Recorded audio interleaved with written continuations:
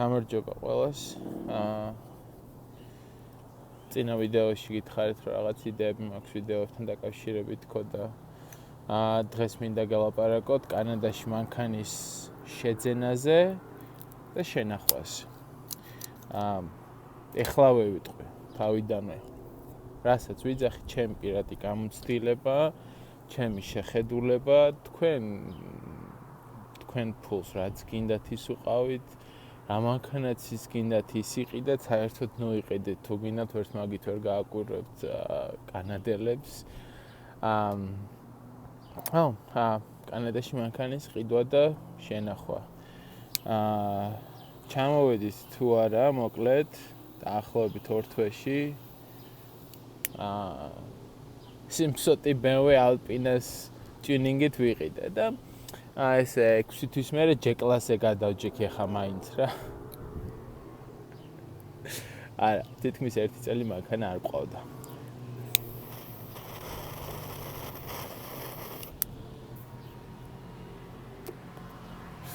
თითქმის 1 წელი მანქანა არ ყავდა. გაგვიმართლა იმაში რომ ყავდნენ ნაცნობები, ქართველები რომლებიც გავიცანით,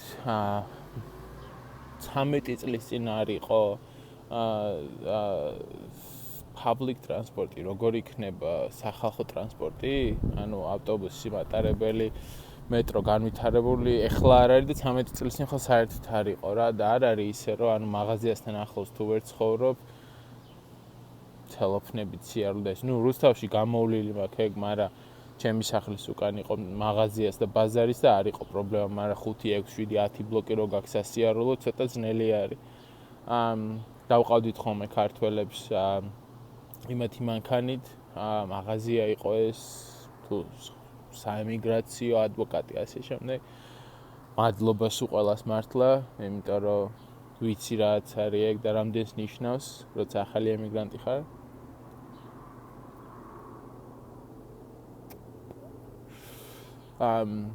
სამსახურიც რო დავიწყე. უფროს დავყავდი. დაახლოებით ალბათ 20 წუთი იყო ზედმეტი ჩემთან შემოლა და ჩემი დატოვება მის სახლიდან. და ალბათ ესე 10 თვის მერე იყო მე მგონი. პირველი მანქანა ვიყიდეთ იყო. მე მგონი ვიყიდეთ რო ვიძახე მე და მამით ჩემი ვიყავი. მგონი 2001 თუ 2003 წლიანი Dodge Caravan მინივენები რო არის ეგ იყო. 2 და 4 წინაწამყვანი მართლა ვირი მანქანა არის. აი ახალი ჩამოსული ვინმე ოჯახი თუ არის, იდეალური მანქანა არის.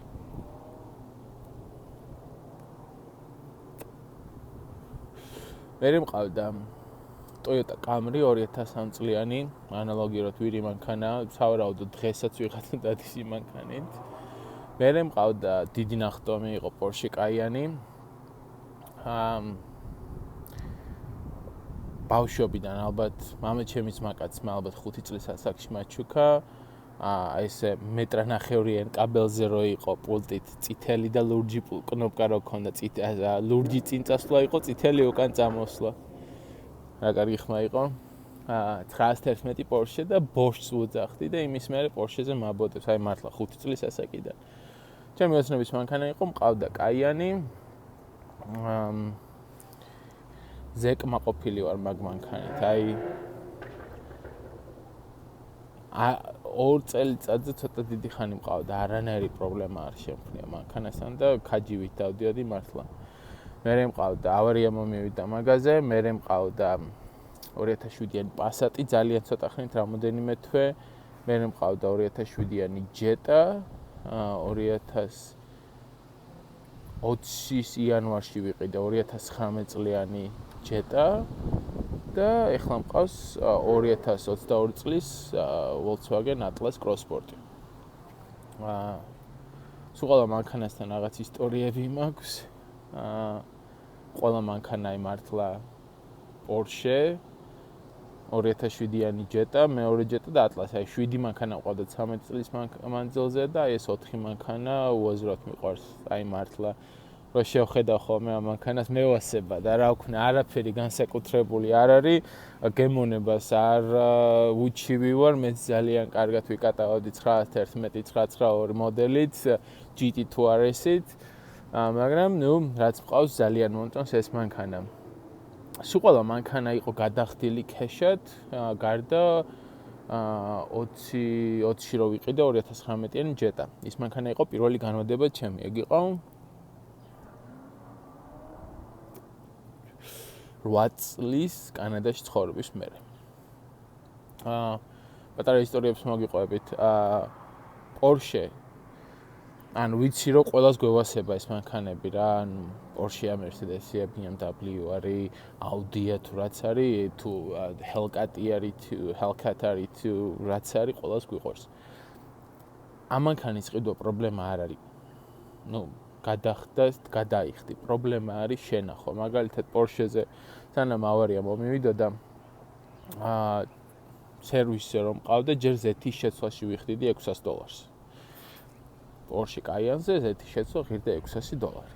და ყოველ მიყვანაზე სერვისი გეუბნება, რომ ანუ ასკანერებენ, ამოწმებენ რაღაც აქვია ხო, ტექტაქტოლიერება. სუკეთებენ ყოველ ზეთის შეცვლას და მითხრეს, რომ გაიმზადეო, რომ მუხრუჭები გაქვს შესაძლებელია რა, ეს კალოტკებს რასაც ეძახიან და ფასი რო ვკითხე 4 წელზე $3,600 იყო, ეს იყო ალბათ 2016 წელი რა. $3,600 მეორე მანქანა. ეხა ვიყიდი. ეხაც ვიყიდი მანქანას. ვიყიდი $3,600 მართლა ვიყიდი ისეთ მანქანას, რომ 1-2 წელი ვივლი მანქანით რა, ერთი ზეთ შეუძლო. ხო, ანუ ყიდვა პრობლემა არ არის, პრობლემა არის შენახვა. მაგალითად Toyota Camry საკმაოდ ძვირი ღირს. მაგრამ შენახვით არის იდეალური. ანალოგიურად Honda Civic, Honda Accord, Toyota Corolla ძალიან კარგი მანქანები არის, იმას რა ქვია, Prius-ი, Toyota Prius-ი, მე მგონი ეგ არის ჰაიბრიდები რო არის. ხალხი დასცინის, დიდი სიამონებით ვიყოლებდი, ეხლა რომ პროსტა ყოველდღიურად სამსახურში ვიარო. კანადაში ვინც ცხოვრობთ, ხშირად გექნებათ ნანახი, რომ ყავთ ყოველდღიური მანქანა, ვისაც შესაძლებლობა აქვს და ყავთ პარასკევის საღამო შაბათი კვირა მანქანა. სხვადასხვა მანქანები არის რა. ჩემ მეგობარს ყავს ისეთი მანქანა, რომელსაც მარტო საფხულში ატარებს, იმის დაზოვას იხდის. ანუ 6 თვე არის პარკინგ ინშურენსი, 6 თვე არის ტარების დასხვევა. როცა პარკინგზე ყავს ძალიან იაფია, როცა გარეთ ყავს ეგზოტიკური მანქანა არის, ანუ 3 ყავს. 3 ყავს, 3-ივე ფასი ალბათ $300,000-400,000-მდე არის, ანუ ერთ-ერთი არის 69 წლის Ford Mustang-ი, აი ეს Eleonora-ს რო ეძახიან საქართველოში, შავი, ფოტოს დავდებ, მასეთი ყავს. ყავს 64 წლის Ford Mustang-ი კუპე და 69 წლის Dodge Charger-ი, რომელიც ძალიან ცნობილი არის Vin Diesel-ის კინოებში, ფილმებში Fast and Furious. 3 ფოტოებს გაჩვენებ მაგას. და არც ერთს არ ყიდის, არც ერთი არ დადის მაისიდან სექტემბრის ბოლომდე დადის მარტო და всё. და ყოველდღიური მანქანა ყავს 88 წელს გამოშვებული რაღაცა Ford-ი. всё, არ ინტერესებს სამსახურში დავყავარ ამასო. ჩემი რჩევა ახალი ჩამოსული ემიგრანტისთვის იქნება თუ სამსახურში არ გჭირდებათ. თუ სამსახურში არ გჭირდებათ, იყიდოთ ისეთი მანქანა, რომ აი სახლიდან სამსახურში მიხვიდეთ და მაღაზიაში წახვიდეთ. თუ სალაშქროდ მინდიხართ ქალაქგარეთ, დამიჯერთ მანქანის ქირაობა $70 ღირს დღე გირჩევნიათ 2-3 დღე ისი ქირაოთ. იმ $70 დაზღვევად შედის ცალკე, მიუხედავად იმისა, რომ თქვენ თუ კარგი დაზღვევა გაქვთ, თქვენი დაზღვევა ფარავს იმასაც. იქირავთ და იმით წახვიდეთ მთაში ან ნიაგარას ჩანჩქერზე ან სხვა ქალაქში ასე შემდეგ. ჯეტა რომ ყავდა 2007-იანი, ის მანქანა არის ლეგენდა. ჯერ კოიოც დავარტყი, მარჯვენა ბამპერი გამიტყდა. იმით ვიარე 1-2 წელი. მერე დავარტყი ირემს. ამ ვიდეოში დავდებ იმ ირმის ავარიას და ეხლავე გეუბნებით თუ არ შეგიძლიათ ეს რაღაცების ყურება, არ ნახოთ ან გადაახვიეთ. ამოდენმე 30 წამით ვიდეო.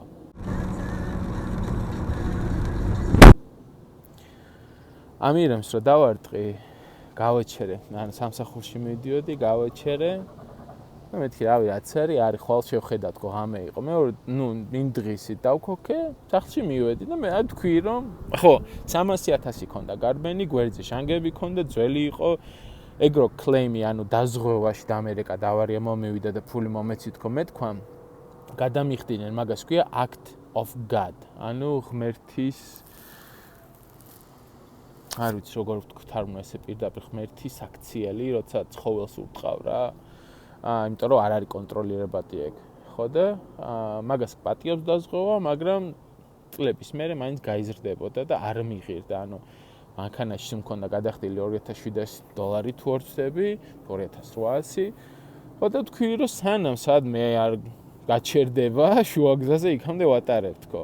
ქალაქიდან არ გავდიოდი მაგ მანქანით, ამ ვიდეოს ლაშა თუ ნახავს ქართველი ბიჭი, რომელთანაც ერთად დავაპირეთ ქალაქიდან გასვლა ფესტივალზე მივდიოდის და ედმონტონიდან 100 კილომეტრში გაფუჭდა მანქანა, ევაკუატორმა წაიყვანა უკან. ხო და აი ესე, ედმონტონი აჩესონში იყო სისკოს warehouse-ი და იქ დავდიოდი. всё. სხვაგან ეგ მანქანა არც არ დადიოდა. მე ისე მოხდა, ნიუ-იორკში ვიყავი სამოგზაუროდ, ჩამოვედი და Uber-ზე გავედი. და ზოგ რაიონში, ზოგ უბნებში, ანუ არ წმენდნენ tolls. და ესე საბურავებს შორის იყო ესე გორად გაყინული თოვლი რა, ესე როგორც დადიან მანქანები და გამოვდე რადიატორი. რადიატორი რო გამოვდე, ჩამოვარდა ზიპლოკერები, არის როგორ ესე ხელებსაც რო აპატიმრებენ ხალხს, იმეებს ადებენ ხო, მაგეებით. დავამაგრე ეს ყველაფერი და არის კომპანია, მის გაყიდვას აზრი არ ქონდა.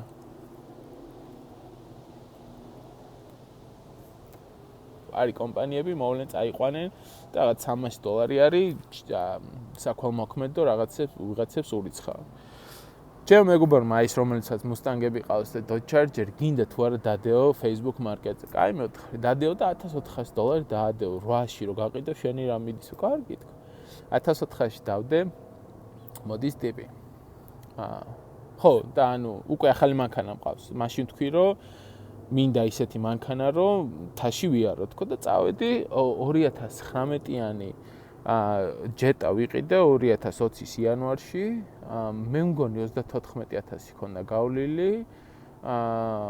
კიდე გარანტიაზე იყო მანქანა და ეს მეორე ჯეტა ეყენა რა და მირეკავს ტიპი ნახვა მინდა მოვიდა. ნახა ხელოსანს მინდა მაჩვენო. აი მე ვთხარე, გულში ვფიქრობ აი ესა დამერხა. მივედით ხელოსანთან, ხელოსანმა შეხედა შემოხვდა მინიმუმ $2,000 დაგიზდება ამის გაკეთებაო რა. კარგიო. ამ ხელოსანმა შემომხედა, შეხედა ეთყობა იფიქრა გიჟიაო და $2,000 მიიხდის ამის გაკეთებაში და რატო არ დავთანხმდეო? ამ ტიპმაც, კაიო გავაკეთებ $2,000-ში, $1,400 გადამიხადა. ნომრები რასისტრაფით მოხსენი მანქანას და 1-2 ბლოკი გავირბინე იქიდან და მერე დაურეკე ტაქსის რომ მეთქი სახლამდე წასულიყავი. ანუ გიჟი იყო ვიღაც, აი რატო იყიდა ეს მანქანა მართლა რო ხდებ $3,400-ად იმაზე კარგა ეს თქვენ წყობრში იყიდი და იგივე მანქანას, მაგრამ არა, იმენა ეს უნდოდა. მოკლედ, ასე იყო ის ჯეტის ამბავი, თითქმის 7 თვე თუ 9 თვე ვიარე ირმის დარტყმის მერე. ძალიან მაგარი იყო რა. მე მყავდა ეს ჯეტა და მართლა არ ვაპირებდი იმ ჯეტის შეცვლას. ანუ პირველად რომ გავიგეს იმის ფასი თუ რა არის, როცა მანქანა გადახდილია, მაშინ თქვი რომ ახალ მანქანას აღარ ვიყიდი ალბათ ხო.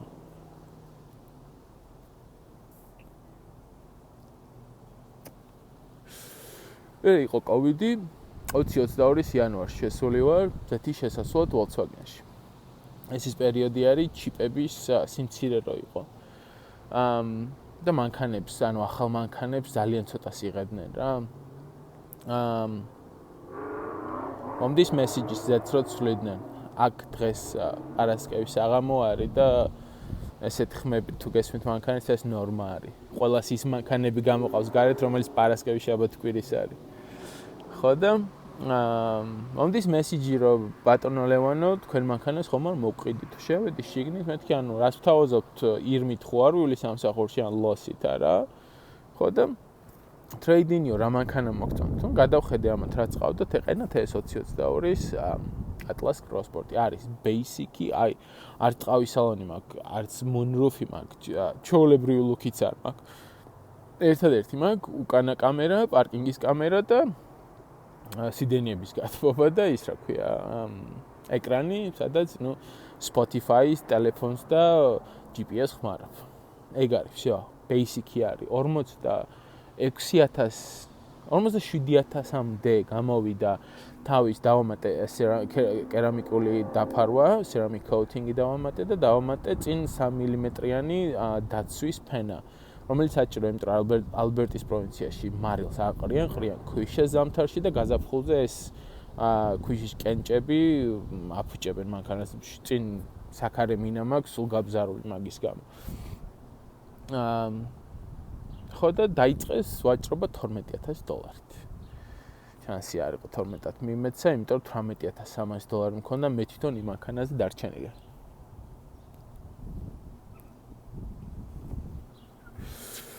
მოკლედ, იმ მანქანაზე 80,000 რო გავიარე, ქარხნული გარანტიას ვადა გავდიოდა, მაგრამ $3,200 გადავიხადე და ქარხნული გარანტია არა third party, არამედ ქარხნული გარანტია შეგიძლიათ კიდე იყიდოთ, გაუგრძელოთ, დავამატე 100,000 ან 4 წელი. მაგან აუწია ფასი, იმიტომ რომ სუნთად ახალი ნაყინი მქონდა ეგ. ფასი აუწია იმან, რომ ზაფხულის საბურავების თავის დისკებიანად სულ სხვა მქონდა, Audi RS4-ის ძალიან მაგარი დისკები მქონდა ზაფხულის საბურავები. იმან აუწია ფასი და მოკლედ 18,000-ზე ჩამოვართვით ხელი, მოვაწერე საბუთს ხელი, $300 გადავიხადე ჩემი დებეტ კარტით. всё, გადავიხადე ის მანქანა. რატო დავთანხმდი? იმ მანქანაზე მქონდა 6.9% ინტერესი, ანუ ვალზე. ამ მანქანაზე ჩამომივიდა 2.9-ზე. დღეს ესეთი პროცენტები აღარ არსებობს, ძალიან იშვიათად არის. ბოლოს ალბათ შარშან ველაპარაკე, ვიღაც უკრაინელი ტიპი იყო, რომელიც Toyota-ში მუშაობდა, Sherwood Park-ის Toyota-ში და 7-8% დაბლა აღარ არის. ანუ მეციხდი ზემოთ. გამოვიყვანა ეს მანქანა. და всё, ეს მყავს. იმედი მაქვს, რომ კიდე 1 6 7 8 9 10 წელი ეს მეყოლება. ახალ მანქანას არ ვიყიდი, მართლა თუ სამსახურისთვის არ დამჭირდა. ანუ არის სამსახურები, სადაც შენ მანქანაზე კილომეტრას გიხდიან და იქ ნუ ახალი მანქანა უნდა ყავდეს. ბედნიერი ვარ, კმაყოფილი ვარ, ყველაფერს აკეთებს, რაც მე მჭირდება და რაც არ მჭირდება. 47,000 იყო ეს, 62,000 იყო Arline არის, ყველაზე მაღალი ლაინი, trim-ი, ესე ვთქვათ, Atlas-ებში. რომელსაც ტყავის სალონი ქონდა, მთელი ეს შიშის ჭერი ქონდა, წინ კამერა ქონდა, დიდი დისკი, ანუ უაზრობა $25,000 ზედმეტი მაგაში გადახდა, მართლა წახვალ და 2001 წლიან Porsche 911-ს იყიდი და იმით იკატავებ პარასკევი შაბათი კვირა. ისიამოვნებ, ან მოტოციკლს იყიდი, ან რავი, რასაც გინდა, ან შავ MP-ს იყიდი შავ დისკებზე. ჰა. ეგ არის ჩემი მანქანების, ასე ვთქვათ, ისტორია. ჩემი რჩევა იყიდოთ ქეშად, თუ ახალი ჩამოსული ხართ განსაკუთრებით, არ გაყოთ თავი პირდაპირ, ანუ დამიჯერთ აი ეხლაც, ხო? რომ კონდეს ის თქო ზედმეტი 3-4,000, $5,000 ჯიბეზე არის აუქციონები, სადაც შეგიძლიათ იყიდოთ თქვენ თვითონ დილერი არ გინდათ, ანუ მე მგონი გამოვიწყდა რა ქვია ამ ვიდეოს რომ ესვდო დავდებ ლინკს, შეხვალთ იქ, ნახავთ მანქანებს, მაგალითად კალგარიში სეტყვა იცის ხოლმე, დასეტყულ მანქანას იყიდით და აქ არ აკეთებენ მაგას. დასეტყულ მანქანებს არ აკეთებენ. დასეტყვილი იყოს და 2014-15-იანი სიტყვაზე იგივე ჯეტა რო ვიყიდო და ჩვეულებრივ ვივლი სამსახურის სახლი, არანაირი პრობლემა არ არის რა.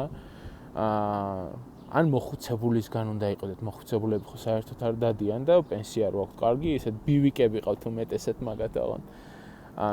ქეშად იყიდეთ, მოკლედ იქამდე სანამ ფინანსურად ისე არ იქნებით გამართული, რომ იმაზე მეტი დაზღვევა იხადოთ, ვიდრე იხდით და აი ხა მე მაგალითად ეს მანქანა მიჯდება $1150 სადღაც თვეში. 12 თვეზე რო გადაიანგარიშოთ $13,000-ზე მეტი არ $13,000 მაიტაბა, სად არის? არ არის ეხა ვიღაცა იტყვის რა აუ კანადაში ხარ და $13,000-ზე წუწუნებ, ხო, ეგეთები რამდენი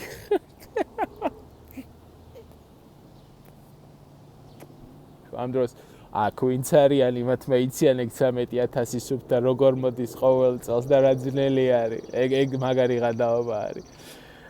ხო. მოერიდეთ Volkswagen-ის გარდა გერმანულ მანქანებს. ყიდვა ადვილია, შენახვა არის ძნელი. თუ თქვენ შეგიძლიათ მანქანის კეთება, კი ბატონო, არის დაჟე ქვია ჯანკიარდები არის, სადაც ნაავარიები ან მიტოვებული მანქანები არის, იხდი მე მგონი $2 შედიხარ ნახულობ იმ წლის და იმ მანქანას, რაც შენ გინდა, თუ ყავთ, შეგიძლიათ საიტზეც ნახოთ, მაგის საიტსაც დავდებ. მე დავდებ ედმონტონისას, მე რაც ვიცი, სხვაგან თქვენ მოძებნეთ, ვინც კანადაში ხარ. თქვენ თვითონ შეგიძლიათ მოხსნათ ის ნაწილი, რაც გინდათ, ან იმათ მოახსნათ, ან ისინი თუ მოგიხსნათ, ფულს იმაშიც იხდით და ამაში ძალიან მიზერულ თანხას იხდით ნაწილს და სახში დააყენებთ. თუ ჩემნაირად არ შეგიძლიათ მანქანაზე მუშაობა, არ გირჩევთ. გერმანულ მანქანებს თავი დაანებით. ყველაზე ნაღდი არის Honda, ყველაზე ნაღდი არის Toyota და Volkswagen-ის basic მოდელები. არანაირი upgrade. რაც მეტი მაღალია trim-ი, მით მეტი პრობლემები აქვს. ანუ ეს ჩემი წარმოდგენა არ არის, შეგიძლიათ YouTube-ზე ასობით 1000 ვიდეოს უყუროთ და ნახავთ. Honda Accord, Honda Civic, Toyota Camry, Corolla, ჰიბრიდები Toyota-ები, რაც არის ძალიან მაგარი მანქანები არის და ვირი მანქანები არის, აი გაყვებათ მთელი ცხოვრება. ამერიკულებს თუ იყიდთ აი ეს იგი Dodge Caravan-ი რო თქვი, ვირი მანქანა არის, დანარჩენი არ ვიცი. არ მყოლია, არ მქონია სურვილი და რაც მე ვიცი ძალიან ბევრი პრობლემა აქვს. თუ მაინც და მაინც განმადებაზე წახვალთ. ერთ რჩევას მოგცემთ, რაც მე დაუშვი შეცდომა.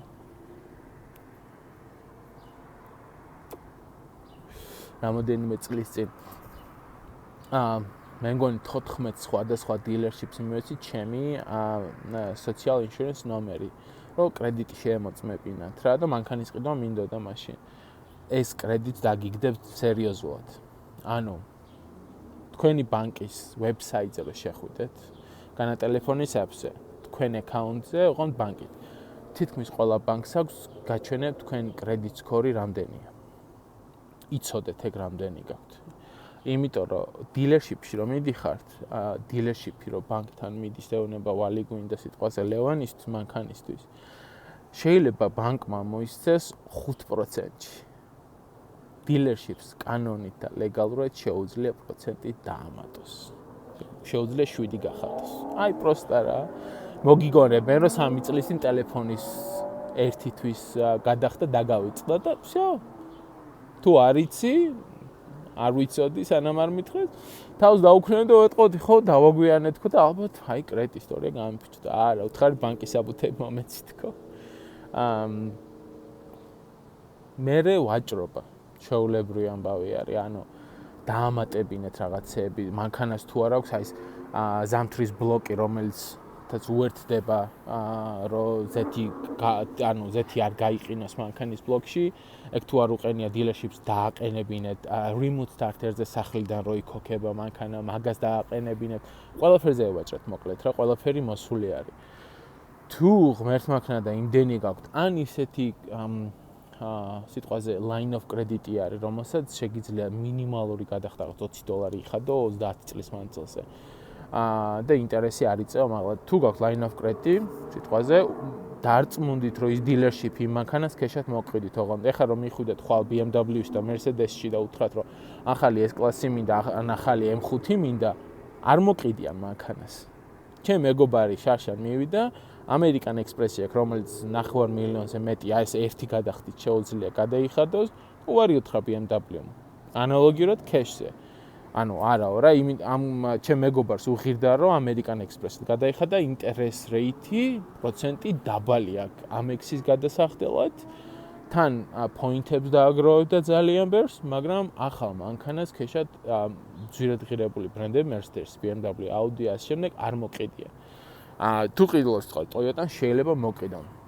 დილერშიპი რომელიც მოყიდით ქეშად სიტყვაზე 50000 ადას მანქანას 45 მაქვს თქო უთხარი. არა გამორიცხული 46-ად მოყიდა. ანუ ესეთი გამოთქმა არის ჩრდილოეთ ამერიკაში cash is king, cash-ი არის მეფე. cash რო იხდის სხვა არის რა. ანუ ბევრი დაგთანხმდებათ რომ გაცილებით ნაკლებად მოყიდოთ cash-ად ვიდრე იგივე მანქანას მოგცემენ განმადება, ხო, ალბათ განმადება ქვია მაგას. მე დაზღვევა ვიცი რომ ონტარიოში ძალიან ძვირი ყის ალბერტაში, კალგარი, ედმონტონი გაძვირდა დიდი ქალაქები. რედიში რო გადმოვედი $150 თითქმის ნაკლები მითხრეს აქ. რედირზე იყიდე პატარა ქალაქ სადმე თუ ნახავ იყიდე ნაკლები არის. ანუ სიტყვაზე ტორონტოში ცხოვრობ, მაგრამ სადღაც 200 კილომეტრს იქით ყავთ ნაცნობი პატარა ქალაქში. იმათ მისამართზე გააფორმეთ დაზღვევა, გაცილებით ნაკლები გექნებათ. არც ეს არ ვიცოდი წლების მანძილზე. რაც ნაკლებია ქალაქი, მით ნაკლებია თქვენი დაზღვევის საფასური. კიდე ერთი რაღაცა დაზღვევაზე რო ურეკავთ და გეკითხებიან ჯარიმები თუ გქონდათ, არავითარ შემთხვევაში არ უთხრათ ფოტოჯარიმა. ფოტოჯარიმას სადაზღვევო კომპანია ვერ ხედავს. ხედავს მხოლოდ იმ ჯარიმას, რომელიც პოლიციამ გაგაჩერათ და პოლიციამ დაგიწერათ და პოინტი მოგცათ. ანუ რეალურად ხედავენ პოინტებს, ეს driver abstract-ი რაც არის, იქ პოინტი არის, მაგალითად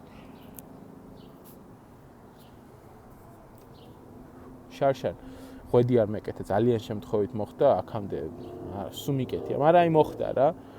ღვედის არკეთების ჯარიმა მიუხედავად იმისა, რომ პოლიციელმა გამაჩერა, პოინტი არ იყო. არ მithქვე ჩემი დაზღვევისთვის. ანუ იცოდეთ ეგ პოინტს რომ მოგცემენ, მერე მაღლა იწევს, რაც მეტი პოინტი გაქვს, დაზღვევა მაღლა იწევს. ხო, მე მგონი 3 წელი უნდა, მაგრამ არის საიტები, ყველა პროვინციას თავისი აქვს, გადიხარ 4 საათიანი კურსი არის ონლაინი და მე მგონი ალბერტაში 2 პოინტს გაკლებს. ყოველ 1 წელიწადში ერთხელ შეგიძლია ეგ გააკეთო. მე მქონდა შემთხვევა პორში რომ მყავდა 11 პოინტი მქონდა, ანუ მართვის მოწმობა გამიქენსელეს ერთი თვით და უცბად გავიარე ის კურსი 11-დან 9-ზე ჩამოვიყვანა, მართვის მოწმობა ავიღე ისევ. მაგას უყურეთ. ეგ არის რა. კიდევ მეორებ, აქ ნაკლებად გააკვირვეთ თქვენი ეხუთეს MP-ატებით და ხახუთებით, ვინმეს, ანუ აი მაგრად კიდიათ. ისევ ქართულს თუ გააკვირვებთ, ან ვინმეს პოსტსაბჭოთა ქვეყნიდან. Facebook Marketplace-ზე რო შეხვიდეთ ახლა კანადისაში დიდ ქალაქებში, ყველა ახალ ჩამოსულ უკრაინელი ყიდის X5-ებს, იმიტომ რომ ჩამოვიდნენ ვაიმე იაფია იყიდეს, მერე მიხვდნენ რომ ძვირი შესანახია ძალიან და ყველა ყიდის აი როგორ ფასე $3000 ტორონტოში განსაკუთრებით. აქ რედირში ნახე ერთი 8 უკრაინელი, ან განა უკრაინელებზე მაქვს საუბარი კონკრეტულად, ან პოსტსაბჭოთა ხალხს, მაინც რა ჩვენ აი ხახუთი. ხო, დაივიწყეთ რა. თქვენი პირადი кайფის გამო თუ იყიდით მანქანას, რო იცი რა, ვიტყვით რომ მე მზად ვარ. ჩემი ხელფასის 40% წავიდეს ჩემი M5-ის ან 5 და 5 AMG-ის მოვლაზე, ვიკაიფთ. მაგის საწინააღმდეგო არავის არაფერი აქვს, მაგრამ იმიტომ რომ ან გოგოს მოაწონოთ აი ვის რაში აინტერესებს. არავის. კიდე გეუბნებით, აი ეხლა მე რო ყოველ წელიწადს მომცენ $13,000 кэში და მყავდეს 2009 წლის Volkswagen Jetta, რომელიც დადის ყველგან, უბედნიერესი ადამიანი ვიქნებოდი რა. რას ლაპარაკობთ. არავითარ შემთხვევაში არ იყიდოთ მანქანები ინდუსებისგან და არაბებისგან. კილომეტრებს აკაწყრიან. ძალიან ისე ჩვეულებრივი ამბავი არის და განსაკუთრებით თეთრი BMW არ იყიდოთ არაბებისგან. მანქანა იქნება ისეთი ნახმარი, რომ აი ვერავინ საქართველოში რო ვერ იხმარს იმ მანქანას ისე რა, მოკლედ და მოულელი თან. ეგ არის ყიდვა ადვილია, მოვლა ძნელია. ჯარიმებს ურთხილდეთ, იმიტომ რომ დაზღვევა მაღლა ადის. ავარიას ეხა 10 წელი ინახავენ, ადრე იყო 4 წელი მხოლოდ. ეხა 10 წელი უყურებენ ავარია თუ თქვენი ბრალია.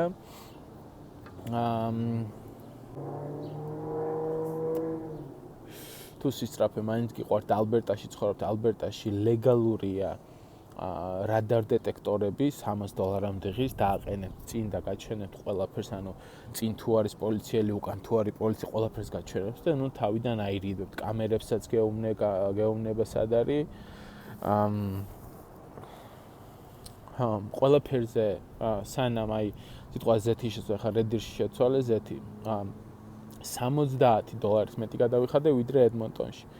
ნუ არ დავრეკე წინასწარ და მეგონა რომ Volkswagen-ია ყველგან ერთი ფასია. თურმე არა ყველა დილერს თავისი ფასები აქვს და ეხლა შემდეგში რომ შევცვლი $70 მინდა მთელი ბაკი რო გავავსო.